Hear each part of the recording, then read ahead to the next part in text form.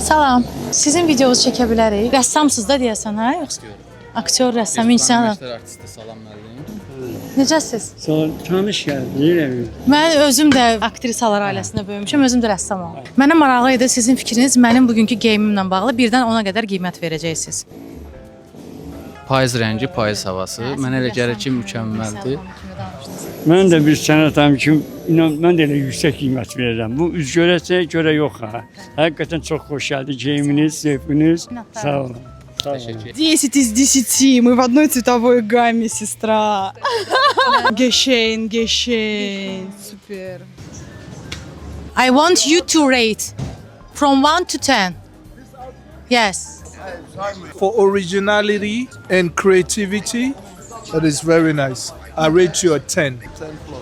Ya soyuq əllər apardı. Stilist var saranızda. Siz deyiləm.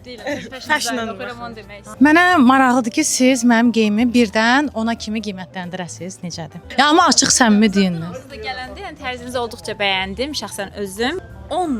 Hətta realistik olsun deyə varsa da bir qüsuru 9-5. Amma qüsuru tapmadı. Bəlkə üst olaraq 5. Mən başqa bir şey seçərdim. Tamam. Yenə də çox təşəkkür edirəm. Смотри, я бы сказала, что свитерочек сюда не подходит. Aha. Я бы одела другую кофточку. Одного цвета хотя бы.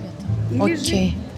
Маслины, маслин. И сколько вы дадите? 9. 9. Can we record you?